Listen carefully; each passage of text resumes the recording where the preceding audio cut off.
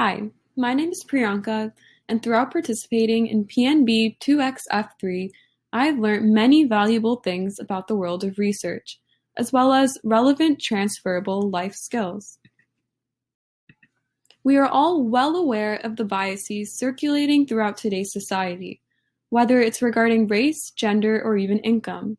However, after studying the brief history of scientific methods in 2XF3, I was shocked to learn that many accounts of scientific history were in fact biased due to its Western-dominated point of view.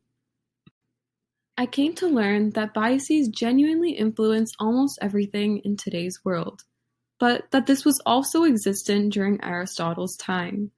The brief history of science studied by the Western world, like the ancient Greeks, faith, and Darwin, truly made it seem like each discovery was just adding to the progression of a European story.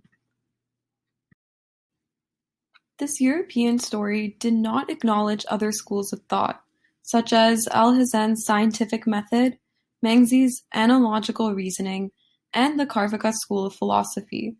I found it especially interesting that Alhazen from Iraq produced the first detailed scientific method in 965. This was way before Francis Bacon's time. However, Francis Bacon in the Western world became famous in 1561 for discovering what we call the scientific method, even though this was not new information in the Eastern world. The history of science was the foundation of many things we learn today. I discovered that many biases in science were not just something characteristic to history. There are many biases even in today's peer review processes within the scientific research community.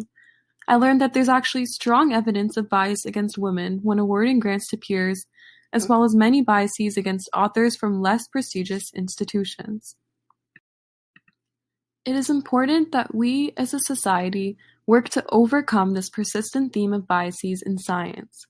By doing this, biases against women and minorities in STEM, whether it be in undergraduate programs like PNB or in established research fields, can become extinguished. I will use the knowledge I learned about biases in science throughout my undergraduate career and in future pursuits by keeping an open mind and allowing room for multiple perspectives. This will come into play especially when working with my peers in PNB, as well as working with teams of doctors if I get my dream job. This moves us on to our second topic. After learning about diversity in scientific research and businesses throughout Dr. Obi's lectures, I realized the many ways in which keeping an open mind and removing social biases can lead to ultimate success. Dr. Obi brought to my attention that there are many biases in research assistant hiring due to racial identity or gender. However, he made it clear that this will only move research backwards. In order to accelerate science, teams and businesses should strive to be diverse.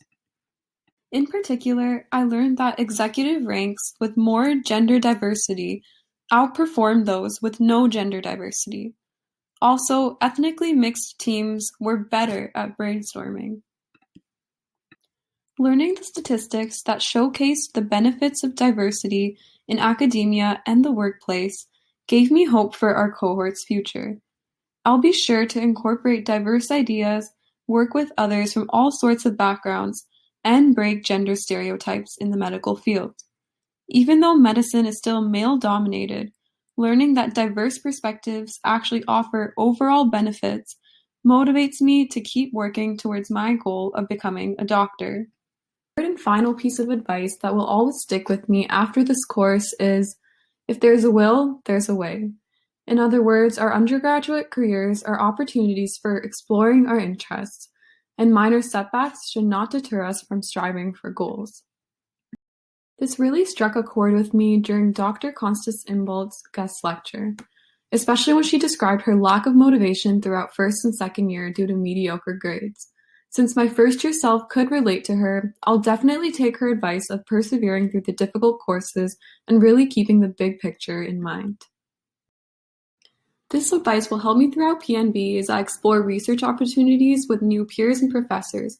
It's important to shift my focus to learning rather than just grades in order to excel and receive all the opportunities PNB has to offer.